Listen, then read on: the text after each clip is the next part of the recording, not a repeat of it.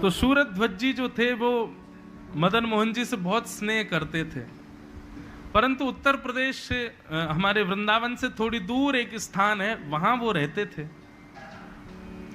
एक बार उन्होंने क्या किया कि अपने जिस नगर में वो रहते थे उस नगर के गुड़ बड़े प्रसिद्ध थे। तो एक बार उन्होंने वहां के गुड़ देखे और गुड़ देख करके उनको खरीदना प्रारंभ किया और खूब सारे ताजा ताजा गुड़ खरीद करके, और दुकानदारों ने कहा क्या करें इसका? बोले रुको मैं बैलगाड़ियां ला रहा हूं, उनमें भरवा के इनको वृंदावन भिजवा देना।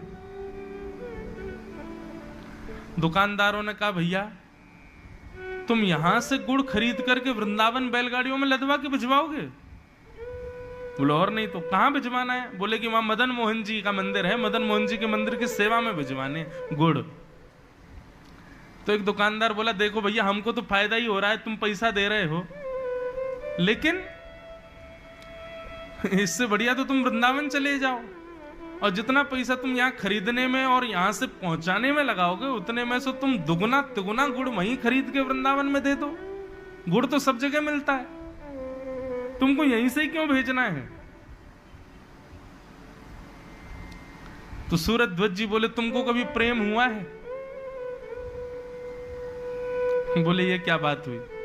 बोले नहीं बताओ प्रेम हुआ है? बोले नहीं हुआ। बोले फिर तुम नहीं समझोगे। प्रेमी के द्वारा दी गई वस्तु वो कितनी बहुमूल्य होती है, ये प्रेम करने वाला ही जानता है। हम जिससे प्रेम करते हैं, जिससे हमारी बड़ी प्रीति होती है, उसके द्वारा दी गई एक छोटी सी भी वस्तु हो, उसके आगे लाखों करोड़ों की संपत्ति भी मिल जाए लेकिन वो भी साधारण लगती है उस वस्तु के आगे। प्रेमी के द्वारा दी गई वस्तु का इतना मूल्य होता है। हमारे वृंदावन में बिहारी जी में खूब गुलाल उड़ते हैं, क्या कहते हैं, होली के समय पर। एक वैष्णव के घर में गया तो वहां उन्होंने क्या कर रखा था, थोड़ा सा एक पोटली बना करके अपने मंदिर में रखी। तो मैंने ऐसी सहज पूछा, मैंने कहा ये क्या है? बोले हम 9 वर्ष पहले वृंदावन गए थे, तो वृंदावन में जब गए तो बिहारी जी के अंदर गर्भगृह से गुलाल उड़ाया जा रहा था। तो हमने हाथ ऊपर किया तो एक गुलाल का थोड़ा भारी सा डेला आकर मेरे हाथ में ही पड़ा और मेरे हाथ में ही भर गया। तो मुझे लगा कि मेरे श्याम सुंदर ने दिया है, इसको तो कभी खर्च नहीं करेंगे। पोटली में बांध करके हमने रख लिया, 8 वर्षों से रखा है। प्रेमी की तो स्थिति ऐसी होती है, प्रेमी का तो स्वभाव ऐसा होता है।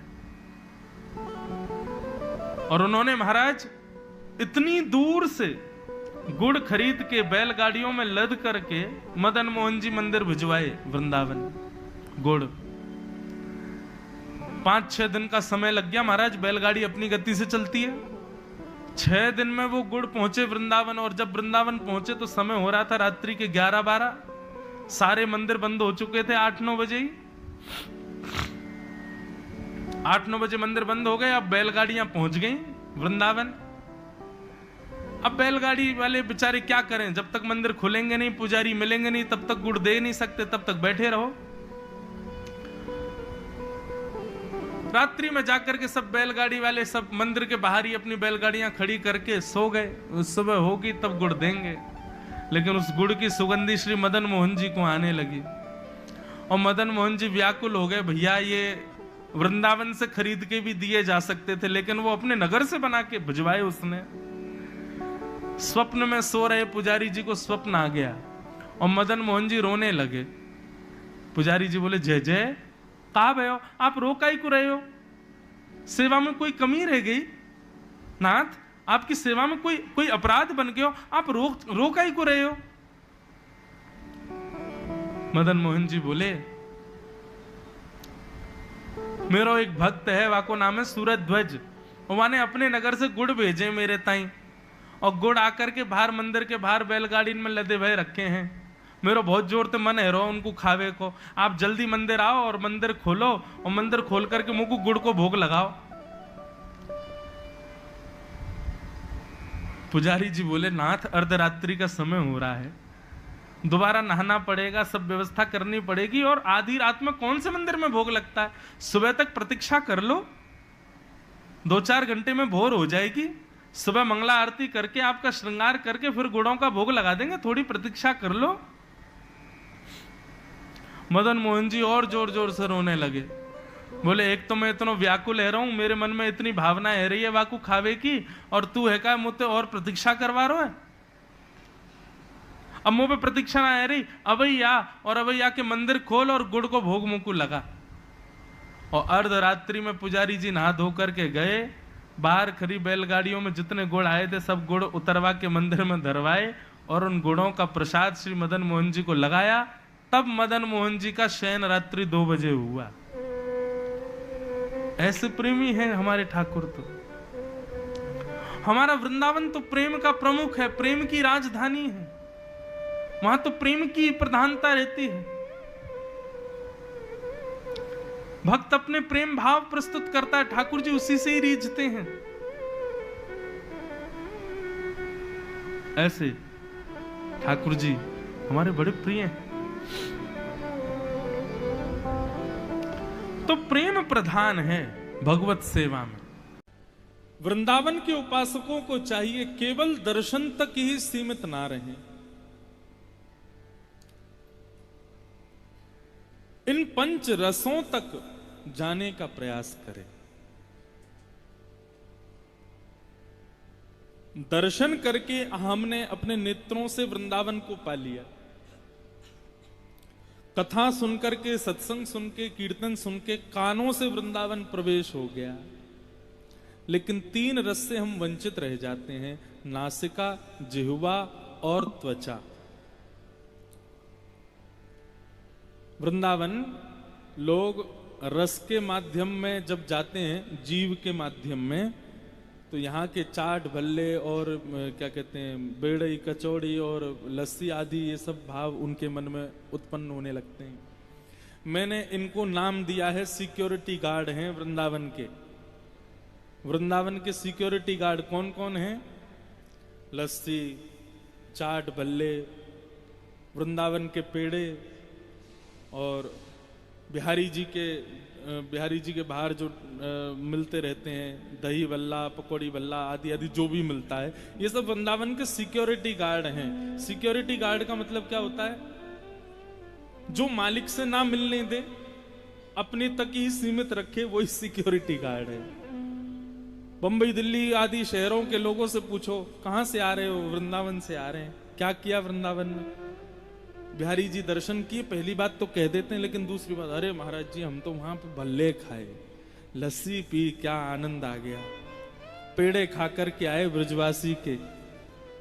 जब ये 3 बात व्यक्ति हमारे सामने बोलता है ना, वृंदावन में ये 3 काम करके आए, लस्सी पी के आए, बल्ले खा के आए, पेड़े खा के आए, तो हमारे मन में आता, मैंने कि बेटा सिक्योरिटी गार्ड ने रोक लिया, भीतर नहीं जाने दिया। वृंदावन में बहुत सारे सिक्योरिटी गार्ड हैं। ये पहले पड़ाव के सिक्योरिटी गार्ड कौन कौन? ये सब खाने के पदार्थ जो लोगों को पसंद आते हैं वृंदावन में। वृंदावन के दूसरे सिक्योरिटी गार्ड बंदर। हमारे ठाकुर को 2 नेत्रों से देखिए, 4 नेत्र क्यों लगा के आया? इसलिए बाहर के नेत्र को खींचे ही ले जाते हैं। हमारे ठाकुर जी ने 2 वास्तविक नेत्र दिए हैं, उन्हीं से ही उनका दर्शन करो। उसके अलावा ये जो तुम 2 एक्स्ट्रा चढ़ा के आए हो, इनको हमको दे दो। लेकिन हम इतने भोगी, इतने सांसारिक लोग की फ्रूटी का प्रलोभन देके वो भी ले लेते। कई लोग सिक्योरिटी गार्डों को भी रुपया दे देते हैं ना, 500-600 मिलवा दे। तो ऐसे ही हम बंदरों को सामग्री देके वो सामग्री भी ले लेते हैं। वृंदावन के तीसरे सिक्योरिटी गार्ड यहाँ के संत महापुरुष, यहाँ के समस्त चर्चागण आदि, ये सब ये पहले ही सतर्क कर देते हैं, भाई वृंदावन ऐसी स्थिति में ला देगा, सोच समझ के कदम रखना भीतर। रसखान को बहुत सावधान किया गया था, फिर भी नहीं माना। क्या स्थिति हुई रसखान की? रसखान के विषय में बताते हैं कि वृंदावन के लोग कंठी माला, 3 निष्ठाएं वृंदावन वासी के अंदर होनी चाहिए। पहली, तुलसी निष्ठा, दूसरी एकादशी निष्ठा और तीसरी यमुना निष्ठा। हमारे वृंदावन में ये तीन निष्ठाएं प्रमुख हैं। तुलसी निष्ठा, लेकिन कई बार हमारे वृंदावन के लोग एकादशी में नहीं कर पाते, लेकिन फिर भी करनी चाहिए। एकादशी, तुलसी और श्री यमुना, इन दो में निष्ठा ब्रजवास के बड़े प्रगाढ़ नियम हैं, ब्रज के बड़े अद्भुत नियम हैं। एक चौथी निष्ठा और है, रज में निष्ठा, वृंदावन के रज के प्रति निष्ठा। आपने रज की सेवा की, यमुना की सेवा की, तुलसी की सेवा की, एकादशी की सेवा की, तो ये चारों एक प्रकार से हमारा प्रमोशन करती हैं और आगे बढ़ाने के लिए भक्ति भाव में। मैं जो जो भाव आ रहे हैं बोलता जा रहा हूं, अगर ये इकट्ठे करने कहीं ना कहीं लिखते जाओ आप लोग, जो भी मन में भाव आ रहे, ये प्रमोशन करते हैं हमारे ठाकुर जी की सेवा में। तुलसी, तुलसी, यमुना, एकादशी और रज, ये चार सेवा। वृंदावन जब भी आओ सबसे पहले रज को प्रणाम, वृंदावन आके दूसरा प्रणाम श्री यमुना जी को, वृंदावन आके तीसरा प्रणाम श्री तुलसी जी को, और वृंदावन आने की तिथि यदि एकादशी हो जाए तो निश्चित एकादशी को। ये चार निष्ठाएं यदि वृंदावन में सुदृढ़ हो जाएं तो ये प्रमोशन कराती हैं व्यक्ति का और आगे ठाकुर जी की ओर। तो श्री रसखान जी जो थे वे, बाकी सब तो एक एक कंठी माला पहन के घूमते थे तुलसी की, लेकिन श्री रसखान जी तो अपने हाथों पर भी, बाजूबंदों पर भी, गले में भी, कमर पे भी, जहां उनको अंग मिलता था वहीं तुलसी बांध लेते थे। खूब सारी तुलसी की माला पहन करके चलते थे, बड़े बड़े मोटे मोटे मालाएं गले में धारण करके रसखान घूमते थे। एक रसिक ने पूछा, रसखान, एक तुलसी की माला कल्याण करने के लिए बहुत है, तुम इतनी सारी तुलसी मालाएं क्यों पहनते हो? जहां तुमको माला दिखती है तुम धारण कर लेते हो। रसखान जी का उत्तर बड़ा अद्भुत। बोले, महाराज, काष्ठ का एक स्वभाव होता है कि वो जल में तैरता है, वो डूबता नहीं है। और यदि कोई डूब रहा हो, ऐसे व्यक्ति के पास में यदि काष्ठ आ जाए, लकड़ी आ जाए, और हम लोग उसको पकड़ लें तो शायद उसके भाव से हम भी डूबने से बच जाएंगे। तुलसी काष्ठ नहीं है, लेकिन स्वरूप काष्ठ का है। तो ये बात इस बात का द्योतक है कि संसार रूपी भवसागर में जितने लोग डूब रहे हैं, यदि कंठी गले में है तो ये एक प्रकार से हमारी लाइफ जैकेट है, हम डूबने से बचे रहेंगे। लेकिन महाराज, उस काष्ठ पर काष्ठ से ज्यादा वजन की वस्तु रख दी जाए तो वो काष्ठ भी डूब जाता है। मैं रसखान हूं, आप सब लोग तो एक शुद्ध परिवार में जन्मे हैं, एक उच्च कुल में आप सबका जन्म हुआ, आप लोगों के लिए एक तुलसी की माला बहुत है। लेकिन मैं तो एक ऐसे खानदान में जन्मा हूं जहां पर भक्ष भक्ष खाया जाता है, मदिरा सुरापान की जाती है। शायद मेरा वजन पापों का एक तुलसी की माला उसमें मेरी रक्षा ना कर पाए, इसलिए मैं तो अंग प्रत्यंगों में पहन के घूमता हूं ताकि भव सागर में डूबने से बचा रहूं। तो ये रसखान की स्थिति हुई वृंदावन आकर के। संत जन तो पहले ही आप लोगों को सिक्योर कर देते हैं कि भैया भीतर मत प्रवेश करो, वृंदावन साधारण नहीं है। एक बार यदि आपने प्रवेश कर लिया और वृंदावन ने कहीं आप पर कृपा कर दी, वे संसार के हो नहीं पाओगे।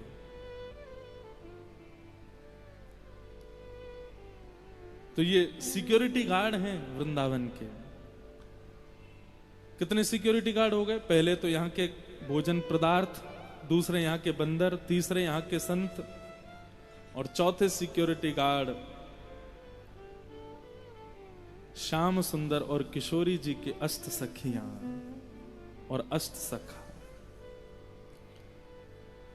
एक प्रकार से ये भी कह लो कि ये सब एग्जामिनेशन क्रॉस कर रहे हैं। पहला रस का क्रॉस करना है, दूसरा भाव का क्रॉस करना है, तीसरा संत जनों के सेवा का क्रॉस करना है, फिर आपका अंतिम एग्जामिनेशन जो होगा वो होगा अष्ट सखियों के द्वारा। वो पात्रता देखेंगी पहले, है कि नहीं। मैंने पहले भी जब साईं के चरणों में सेवा हो रही थी तो एक बार कुंज, निकुंज और निभृत निकुंज, इन तीन पर चर्चा की थी, मुझे याद है। कुंज का दर्शन जो अभी हम लोगों को हो रहा है, ये वृंदावन कुंज है। निकुंज का दर्शन जो वृंदावन में वास करने वाले, निरंतर माला धारण करके निरंतर श्री राधा भाव में रहने वाले, निरंतर श्री श्यामा श्याम के प्रेम में ओतप्रोत स्वामी श्री हरिदास जी महाराज हो, श्री हृदयवंश महाप्रभु हो, गोपाल भट्ट गोस्वामी हो, या आज के परिप्रेक्ष्य में दिखने वाले जो हमको संत जन हैं, ये लोग निकुंज का दर्शन करते हैं, हम कुंज का कर रहे हैं। कुंज, निकुंज, और जब किशोरी जी की भी नहीं, जब सहचरियों की कृपा हो जाती है, अष्ट सखियों की कृपा हो जाती है, अष्ट सखाओं की कृपा हो जाती है, तब निभृत निकुंज का दर्शन होता है। निभृत निकुंज में कोई नहीं दिखाई देगा। ये जो पद भी गाया, वृंदावन एक सुंदर जोरी, खेलत जहां तहां वंशीवट नंद नंदन वृषभानु किशोरी। केवल ये दो ही दर्शन होंगे।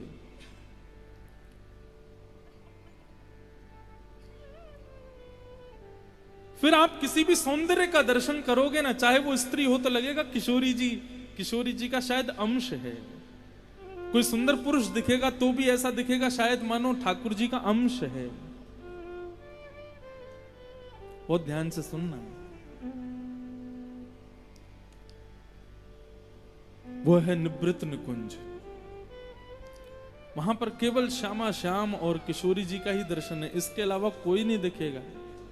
लेकिन उसमें प्रवेश तब तक नहीं होगा जब तक ठाकुर जी की सहचरी और श्याम श्री किशोरी जी की सहचरियों की हम पर कृपा ना हो जाए। चौथे सिक्योरिटी गार्ड वृंदावन के।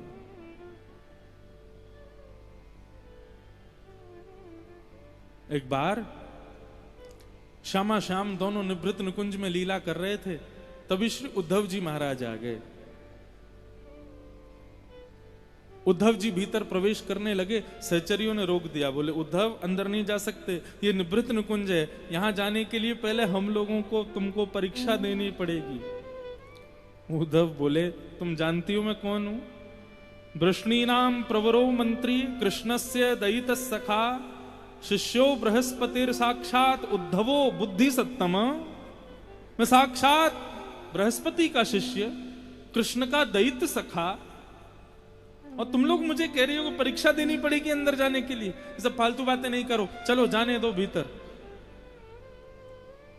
सहचरियां बोली उद्धव हम तुमसे हाथ जोड़ के प्रार्थना कर रही हैं, यदि अपना मंगल चाहते हो तो अंदर भीतर प्रवेश मत करना। उद्धव बोले तुम कौन होती हो मेरा अमंगल करने वाले? और सहचरियों का अपमान करते हुए श्री उद्धव जी महाराज भीतर प्रवेश कर गए निभृत निकुंज में। जैसे ही भीतर प्रवेश किया तो श्री किशोरी जी की हंसने की किलकारियों की आवाज आ रही है। श्याम सुंदर उद्धव को बुला रहे हैं, ऐसा प्रतीत हो रहा है, लेकिन कोई दिख नहीं रहा है।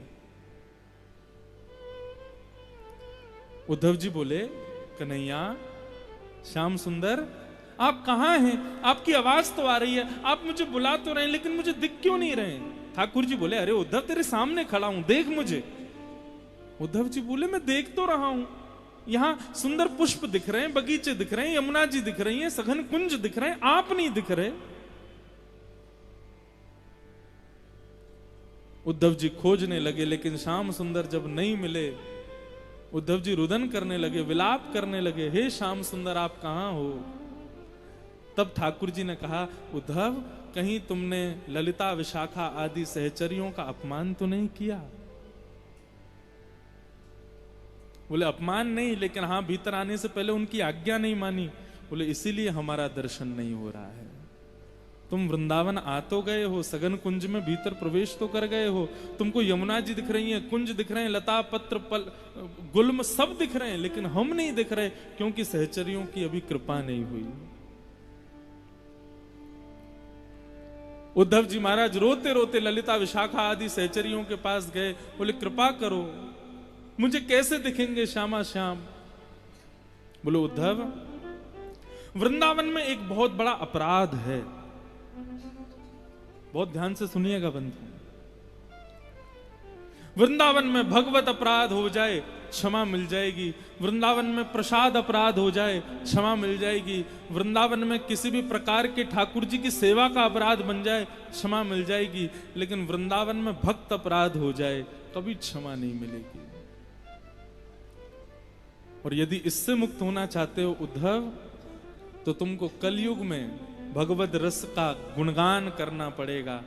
और सहचरियों की कृपा से वही उद्धव जी श्री कलयुग में सूरदास बन के प्रकट हुए। नेत्र नहीं थे, क्योंकि सहचरियों का अपमान किया था ना, इसलिए दिखाई नहीं दिया, नेत्रहीन हुए सूरदास। लेकिन ऐसे ऐसे गुण गाए, ऐसे ऐसे भाव गाए ठाकुर जी की लीलाओं के, भले ही बाह्य दृष्टि नहीं दिखी, लेकिन अपने अंतःकरण में, अपने अंतस्थ में ही श्यामा श्याम का मंगल दर्शन किया सूरदास जी। सहचरियां सखियां कोई और नहीं है बंधुओं, कृष्ण प्रेम में ओतप्रोत, कृष्ण प्रेम में उन्मुक्त जो वृंदावन के जो संत महापुरुष हैं, वृंदावन के ब्रजवासी हैं, यही सब सखा सहचरियां हैं। इनकी आज्ञा के बिना ठाकुर जी दर्शन नहीं देंगे।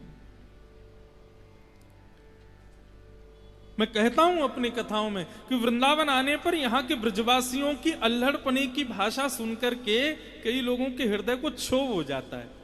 कई लोग आते हैं, आकर के कहते हैं महाराज जी हम वहां गए थे बिहारी जी, मैंने किया, अरे इतना गंदा व्यवहार हमारे साथ में किया और ऐसे कोहनी मार दी, हमको ऐसे धक्का दिया। बोले कहाँ ते आए हो, तू कौन है, तेरो कहा काम है यहाँ पे, तुम सबरे आ करके वृंदावन में भीड़ कर रहे हो, ऐसे हम पे चिल्ला के बोले महाराज जी ऐसे बोलना चाहिए।